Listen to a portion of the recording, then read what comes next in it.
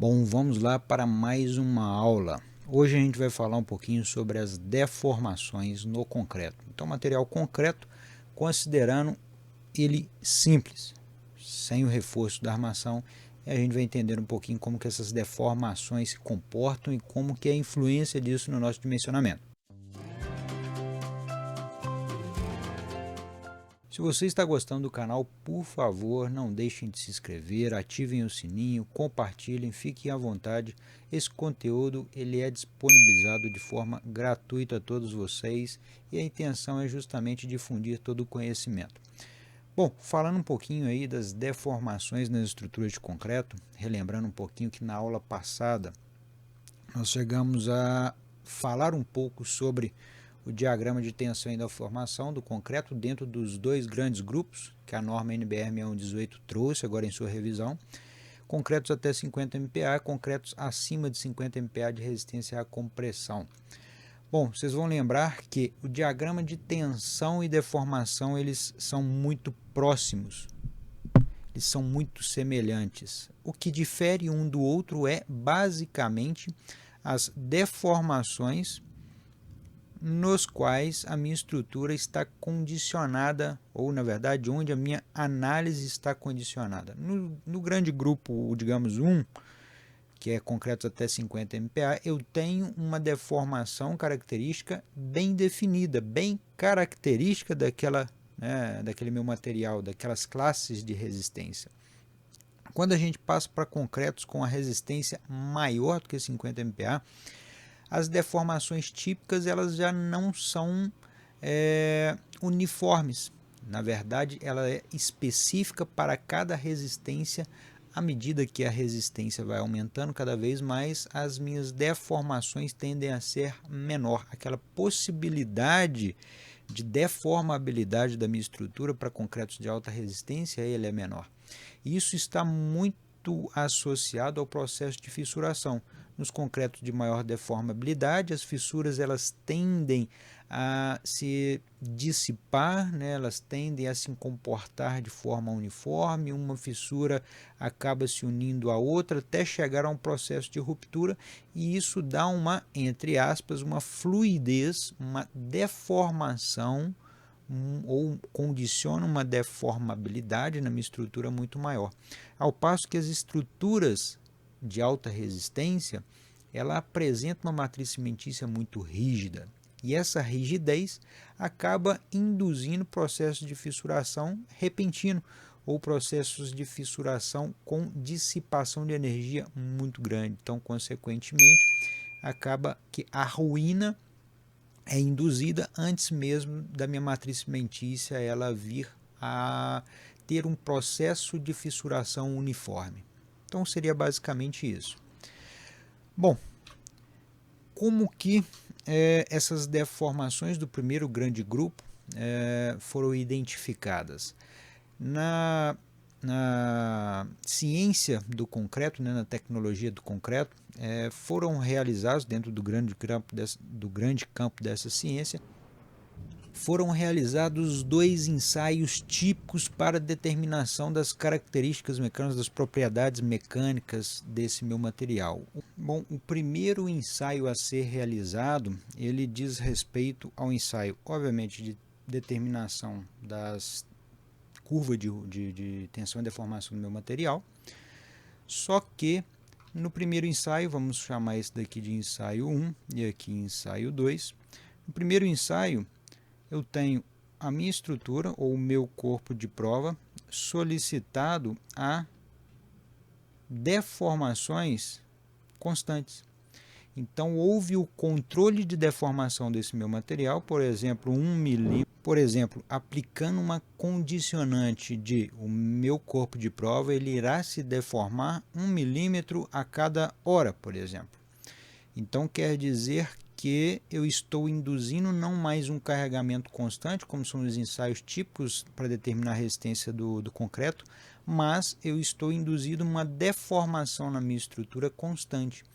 E esses ensaios eles duram vamos dizer, um tempo muito maior do que os ensaios no qual eu simplesmente estabeleço um esforço de compressão uniforme ou constante, digamos assim. Só que esse ensaio no qual eu controlo a deformação da minha estrutura, não é que eu, na verdade, eu estou induzindo deformações em pequenas parcelas nesse meu corpo de prova, com a intenção de entender como que é o comportamento, como que é a deformabilidade dessa minha estrutura ante ao esforço de compressão. Então percebam que concretos nos quais nós temos uma resistência à compressão muito menor, ele tem uma deformabilidade, essa deformabilidade é dada por essa curva, muito maior. Então a curvatura ela tende a ser muito maior. Ao passo que concretos com uma resistência maior elevada, a deformabilidade tende a ser menor. Então isso está associado à rigidez da minha matriz. Concretos de menor resistência tendem a proporcionar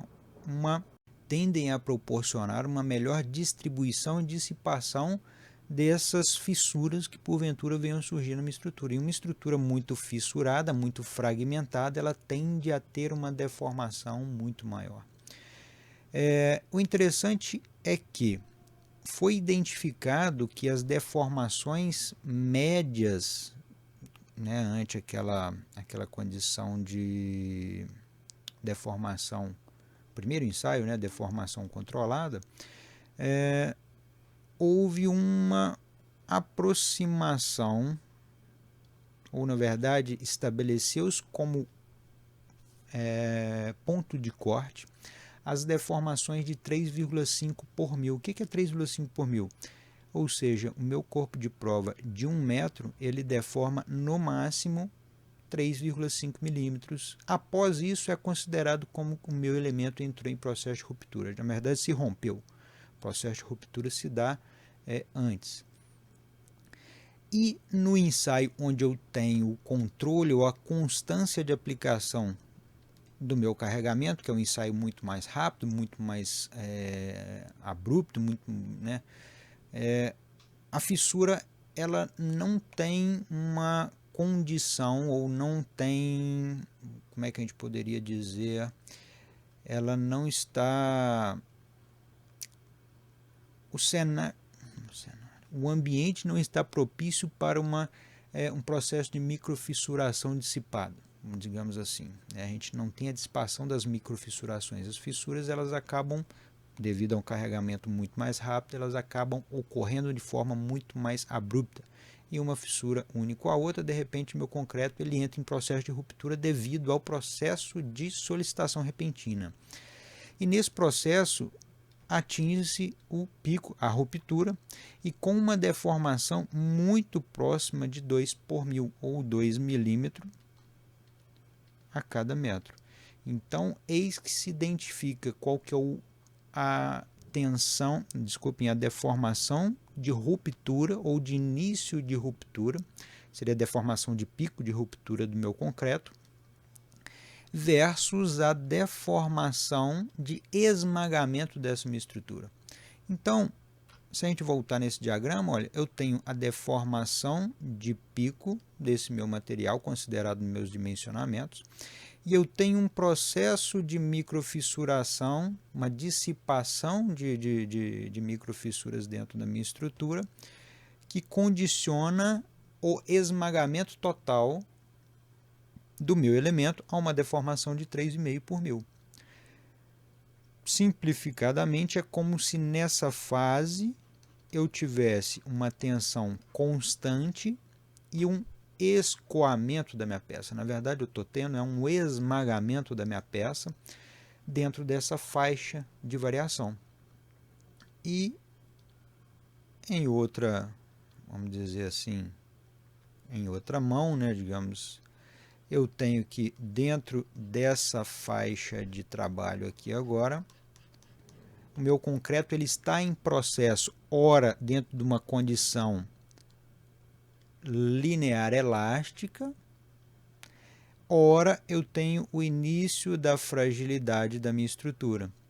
Geralmente essa fase linear elástica é dada por, se eu não me engano, 0,6 de FCD aproximadamente. Bom,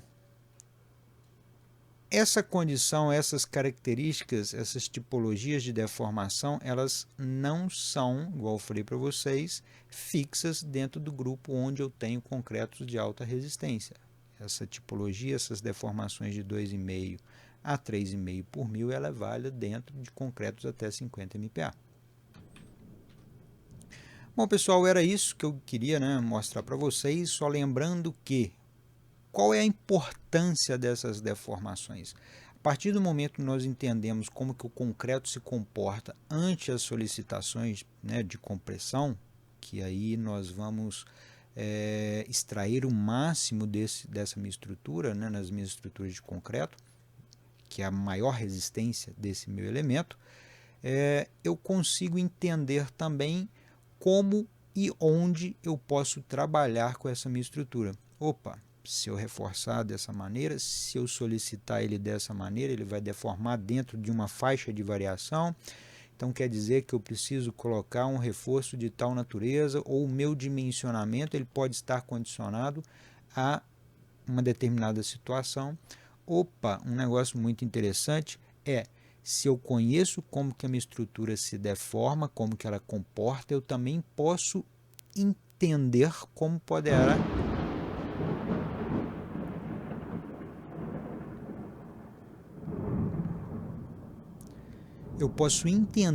como ocorrerá a ruptura dessa minha estrutura, ora por esmagamento do concreto, ora ruptura da própria estrutura no aço.